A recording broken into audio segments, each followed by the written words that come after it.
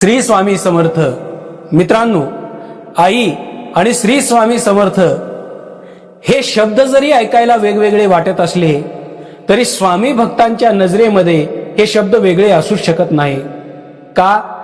कारण जन्म देणारी आई म्हणजे श्री स्वामी समर्थ महाराजांचं ते प्रगट रूप आहे आणि स्वामी समर्थ माऊली म्हणजेच आईचं ते निराकार रूप आहे.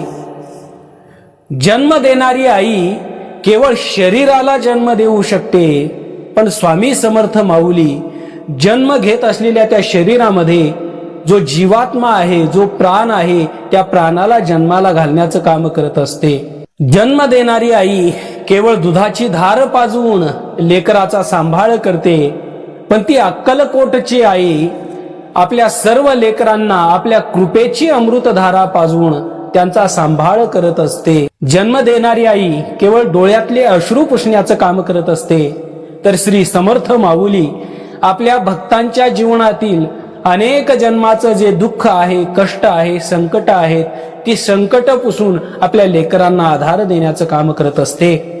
आईच्या मांडीवरती डोकं टेकवलं की शरीराचं दुःख विसरतं, पण श्री समर्थ माऊलींच्या चरणावरती डोकं टेकवलं की मनातलं जे दुःख आहे ना, ते मनातलं दुःख निघून जात असतं. जन्म देणारी आई आम्हाला हा संसार दाखवते, पण अक्कलकोटची स्वामी आई या संसारामधून आम्हाला मोक्षाकडे जाण्याची वाट दाखवत असते. आईच्या हातामध्ये प्रेमाचा स्पर्श असतो, तर समर्थ माऊलीच्या हातामध्ये त्यांच्या कृपेचा स्पर्श असतो. म्हणून स्वामी भक्तांसाठी जन्म देणारी आई आणि ती अक्कलकोटची आई याच्यामध्ये फरकच नाहीये. स्वामीच्या प्रेमाचं मूर्त रूप म्हणजे जन्म देणारी आई, तर आईचंच निराकार रूप म्हणजे अक्कलकोटची स्वामी माऊली. श्री स्वामी समर्थ. मित्रांनो, व्हिडिओ आवडला असेल तर चॅनलला सबस्क्राईब करून घंटीचे बटन दाबायला विसरू नका.